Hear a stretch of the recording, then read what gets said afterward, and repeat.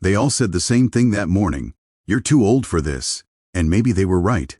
His hands trembled, his breath hitched, and his boots, once quick as lightning, now moved like they were remembering instead of reacting.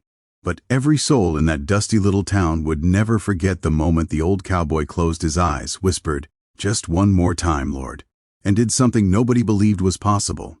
What none of them knew was why he had to win that day, and what he carried in his heart that weighed more than any gun on his belt. The sun had barely risen when old Caleb Rourke stepped out of his cabin, his silhouette carved into the soft desert glow. People called him many things: relic, old-timer, fossil, but never quitter. He'd once been the fastest rider in the Western Territories, the kind of cowboy whose name lived in stories more than in people's mouths. Those days had drifted far behind him, and he pretended he'd accepted that. But this morning was different. Today wasn't about pride. Today was about Ethan, his late brother's son, the only family he had left. Clayton Briggs, a rich ranch owner with a bitter grudge against the Rourke family, had offered Ethan a deal cruel in its design. "Your uncle can race my champion in the wild run. If he beats or matches the time, the ranch stays yours. If not, you leave town." He never expected Caleb to accept. No one did. Caleb's bones were stiff, his breath short, his steps unsteady. Even Ethan tried to talk him out of it. But family was the last promise Caleb had left in this world. When he rode into town on Dusty, his old, loyal horse, everyone turned and stared. Some smiled sadly, others snickered, but all of them shared one thought: he's too old. And then she laughed. Miriam Briggs, Clayton's daughter, with her bright brown curls bouncing under her hat. "You're too old for this, Caleb. You'll break that horse before you even reach the canyon." Laughter rippled through the crowd. Clayton smirked. Even Ethan lowered his head in shame, but Caleb just tipped his hat, eyes steady. "Darlin', I might be too old," he said slowly, "but I sure ain't done." The race began with the crack of a rifle. Dusty stumbled at the start, but then found rhythm, running as if memory alone powered him. Caleb leaned low, wind tearing at his face, gripping the reins with strength he wasn't sure he still had.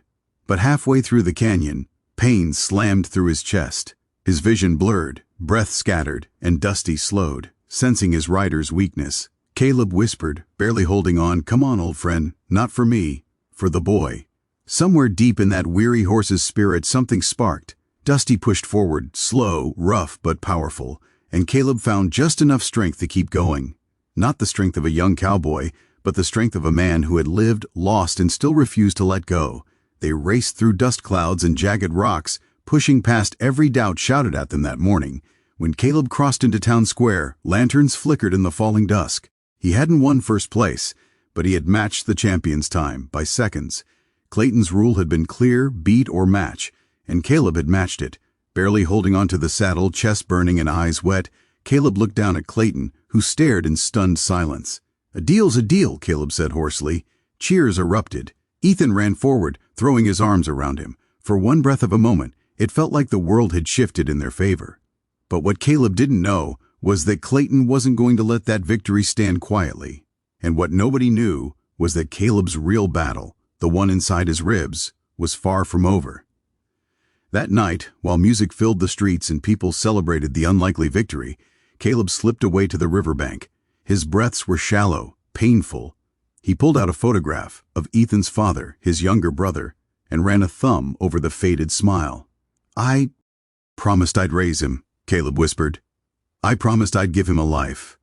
I'll keep that promise, as long as these old bones hold." Footsteps approached. He didn't have to turn. He knew it was Miriam. Her voice was soft, trembling. "Caleb, I shouldn't have laughed at you." He didn't answer. "My father plans to challenge the race in the morning. Says it wasn't a true tie." Caleb closed his eyes. "Of course Clayton wouldn't let it go, but I won't let him take Ethan's home," Miriam said firmly. "I'll stand against him." The next morning, the town gathered again. Clayton ranted, waved papers, twisted words, tried to claim Caleb's win didn't count. The crowd murmured, confused, caught between loyalty and fear. And then Miriam stepped forward. "Enough," she said loudly. "You made the rules. He met them. You'll honor your word, or lose every last drop of this town's respect." Silence weighed heavy over the square. Clayton's face reddened, twisted, but he lowered his head. "Fine," he growled. "The land stays." Ethan ran to Caleb again, hugging him tightly around the waist. Caleb smiled, patting the boy's back, but his legs wobbled beneath him. Moments later, behind the barn where no one watched, Caleb fell to one knee, gripping his chest. Dusty nudged him gently, the way only an old companion could. Caleb rested his forehead against the horse's neck. "Just one more season," he whispered. "Give me one more season with him." He stood slowly, forcing his breath steady, wiping the weakness from his face before he returned to Ethan. The boy waved from the ranch gate with pure childlike joy.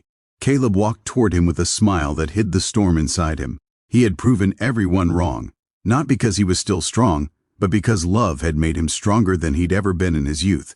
As he reached Ethan and placed a gentle hand on the boy's shoulder, the old cowboy felt something he hadn't felt in years: hope, fragile, flickering, but alive.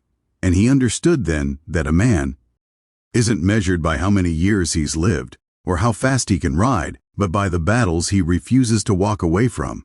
No matter his age, no matter the odds. And on that dusty day, the old cowboy proved that sometimes the oldest heart carries the strongest fire.